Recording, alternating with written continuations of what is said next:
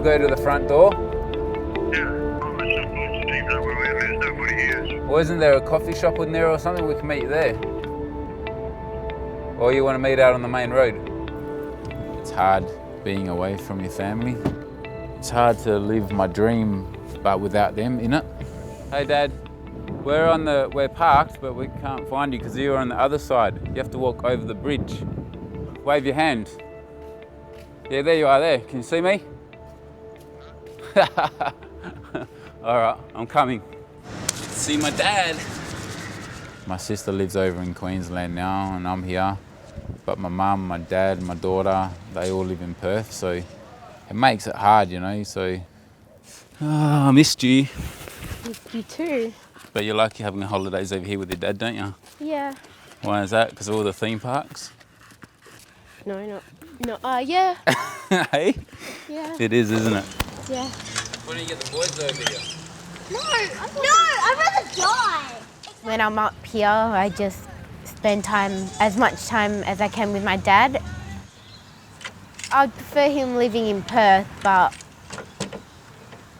I come and visit him often, and when I do, we spend heaps of time together. You must be exhausted. You hungry? Starving.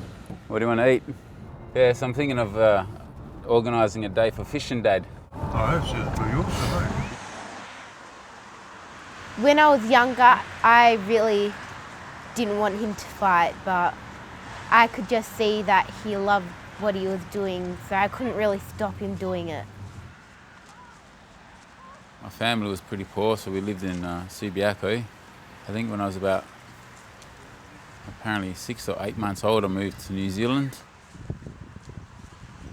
We moved back to Perth again when I was, I don't know, about 11, I think it was. I remember when I was at Festive Poultry and you gave me my 18th birthday present. No, I can't remember. You can't remember throwing me in the blood trough. On the blood bath. You told me you couldn't swim, I said I'll show you, teach you how to swim. Yeah, bit different between water and blood and guts and stuff. You can't sink in blood. It was only about 6 foot deep. Yeah, exactly. Yeah. Yeah, but I started Johnny Young Talent Time at that time. I was singing and dancing. I got beaten up a little bit a few times for doing that.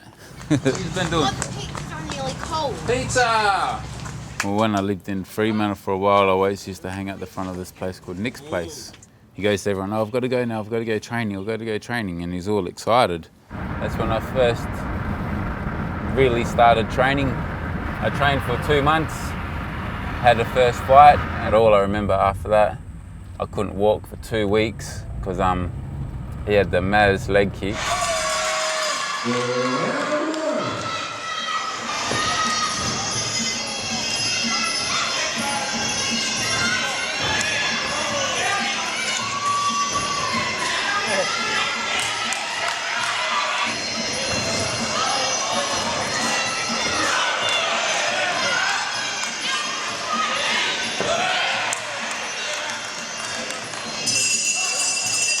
I got a big fight in 2 weeks and I have a lot of problems with my back, so hopefully this guy will help me out today. And then after that I got a training session with Damien, strength and cardio workout.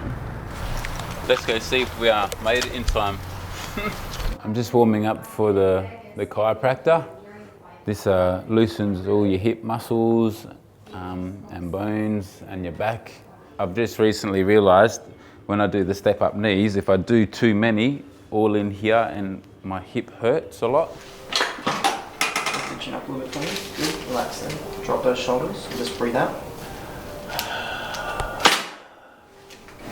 And you look at Lance Armstrong, you look at Tiger Woods, every single one of them has a chiropractor. So I had to start going to work with this guy called Miguel. And one morning I fell asleep in his car with my shins on the glove box and we had an accident. He fell asleep behind the wheel as well. When he hit, he didn't hit straight on, he hit on the side of the corner and then spun it like that, so it went boom boom. So just be a little bit tender. But that just The doctor said lucky I had sort of strong shins or would have broken my shins because of the impact. so let that just drop, breathe out. Good. Arm up, twist all the way in, pull again. A little bit better. I went straight to work. I worked all day. Everyone's like, oh, you should go see a doctor, you should go see a doctor, you could have damage. I was young and dumb, you know, I'm too strong to see a doctor, I'm too strong, I'm too tough. You're still like that. No, I'm not. It doesn't even hurt now when I do that. Before it was just like someone was stabbing me. Yeah. Told you, good at what I do. Wow. Now I really wish I did, because before that accident, I had a really strong neck. People could hang off my neck and I'd be fine. But like now, I've got a real bad back. My hips are like this. One leg's longer than the other. My back of the neck is like straight when it should have a turn in it. Have a look at my neck. This is from the car accident. This is a picture of Trevor from his side. Yellow is where his spine has to be. Red is where he is.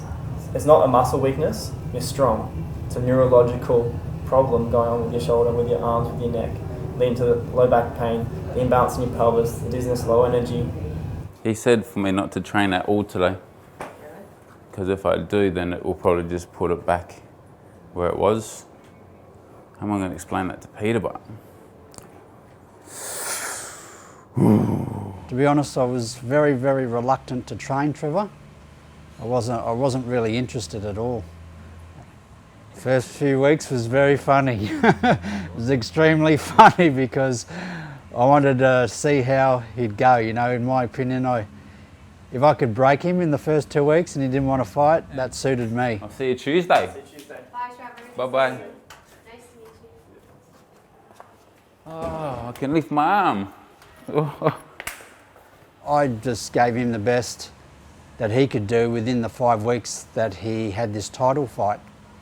And the amazing thing is Trevor had fought this guy before and it was a very close fight, but this time around Trevor performed with a lot of confidence and actually really won convincingly, you know.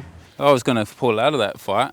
I told him to just go out there, have a good shot, and he won, so that was good. And then you kept saying it was because of your lucky shorts. No. Oh, well, that were my lucky shorts as well, but it was because you were there as well, helping me, giving me support. Yeah, just walked in off the street one day and sort of said, gonna have to retire at some stage soon, but I really want to give it a nudge and win a couple of titles, you know, before I go out. So, you know, will you train me? 10 more, 9, 8, 7, 6, 5, 4. So he sat down, watched a few fights, and the fight we sat and watched, was, you know, he got dropped a couple of times in it, and you know, he was being really nice to the guy that was beating him, basically, which, you know, isn't that good. Big. Power, Trevor, power here. 2, hit the ground hard. That's it. Little fast. And I was thinking, oh, I don't know if this guy's got it, you know, he doesn't. And then he came out and one kick snapped straight through this guy's leg and, you know, fight over, knocked him out, snapped 2 bones in this other bloke's leg. So, but shit, you know, physically he's definitely got it. Sit, throw your punches and move your hands, but don't leave that head in one spot. Yeah, since then we've sort of worked on 4 fights together and come through and yeah, starting to win them now. So this title should be a walkover. Perfect. 2 more. 4, nice, that's good movement. 4, nice, good movement, good reflex. A lot of the power in Muay Thai, any sort of punching, kicking sort of sports, all comes from rotational power. So it's not really arms that do a lot of punching, it's you rotate through your hips and core. 9, 1 more. 10, good job. That's when you get too much power. We can keep the power in his body towards the end of the fight. When he lands that shot, it's going to stay landed and end the fight early, hopefully. Yeah. Up and lock him in.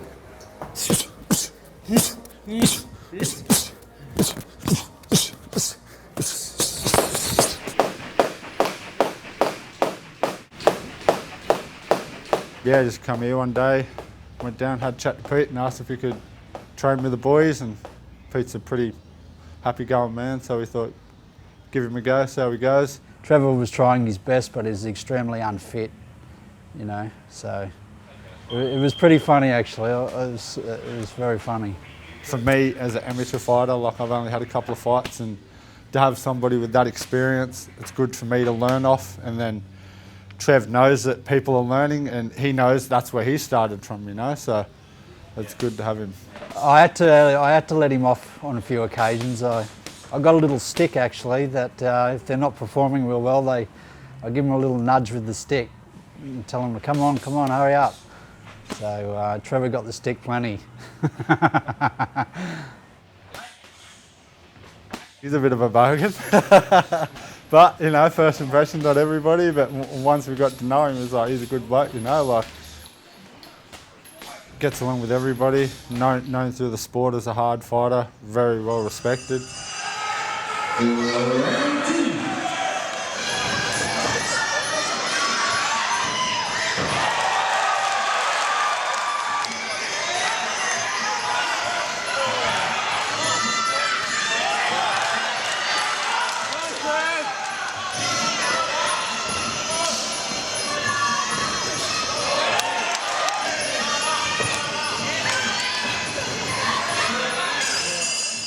A lot of it's mental for Trevor.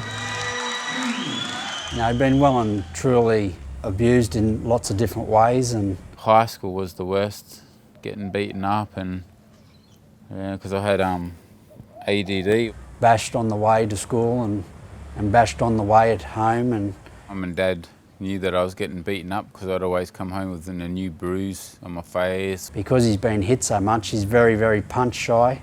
Posters Wow, and tickets for your Rumble on Saturday, June 2nd. thank you very much. 11 titles, eh? Mate, at this heard. stage, about 10 or 11, yeah. Got a bit of heart, so he naturally wants to get in and fight and brawl and maybe use his heart too much more than his brain. But I think, you know, he'll probably be changing that this time round, hey Trev? Yep. Yeah. So, but you're up there. There's a lot of Queenslands. You're one in the Australian, and then 2 South Pacifics. Okay. So they'll pretty much be third fight from the end. So you're up in the line up a bit. Awesome, awesome. Yeah, a little bit crazy wanting to fight again at his age, and at the same time respect, because you know all us old dogs, you know, once it's in your system, it's hard to get out. I've been fighting now since I was 18, 36 this year, and it's still in there, and like just harder now to get to training and the physical side of it. If he wins, he can have a shot at the South Pacific title. You know, if he wins that, then he can have a shot at a World Amateur title. It's the ball's in his court, really, mate. Yeah, it depends on what he wants to do.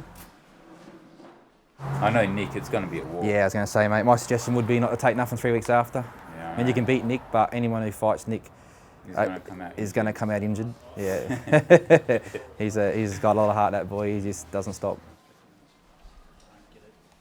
I think he's shown a huge amount of courage to just step into a Muay Thai boxing ring after being bashed constantly for years and years. I don't really know exactly what would have ended up happening with Trevor if he didn't really train and be a fighter. He very well could have killed himself or ended himself, or so. Once I started fighting, they sort of looked up to me as a fighter.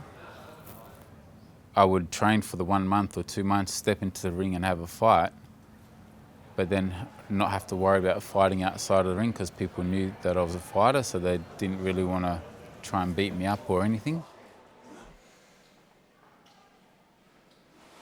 Like, I see them now and I'll thank them. I think of them from the start beating me up and picking on me and all of that. That sort of made me into what I am today.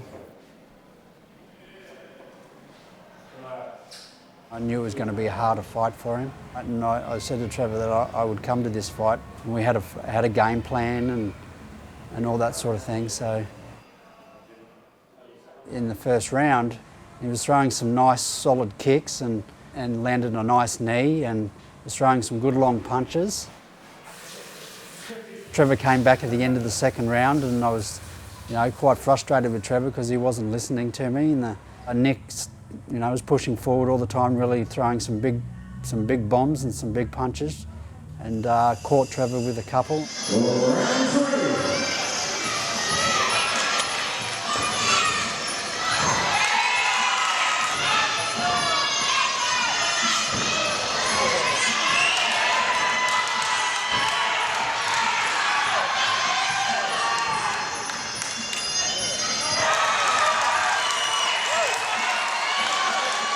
trained hard for that fight. I thought, everything was going well. I let down myself, like it just mentally got to me, like waiting for my song to come on, and it never come on. That's what gives me the oomph to win the fight, or gets me the mad, or gives me that extra courage I need to get into the ring, is that song. And when that song never come, it was like I walked out to the ring like I was just about to go to the toilet, like I had no emotion, feelings at all. It was like I was just nothing, there was nothing there. Basically, Nick ended up finishing Trevor with some good solid punches, and I think Trevor just ended up really not wanting to get up, because he knew that it was going to be the beginning of the end. And new WWF Australian Light Heavyweight Champion, Nitro Nick Bond! So you reckon Dad should fight again? I'm not sure where Trevor or what Trevor's going to end up doing, but I have said to him and suggested to him that he should stop fighting, for his own personal health. Yeah, I'm going to retire, but not yet.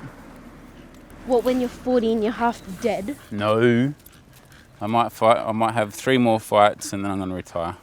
That's what you said last year. I've been saying 2 years ago. I've been saying that for the last 10 years, Tiana. And what are you doing? Still fighting.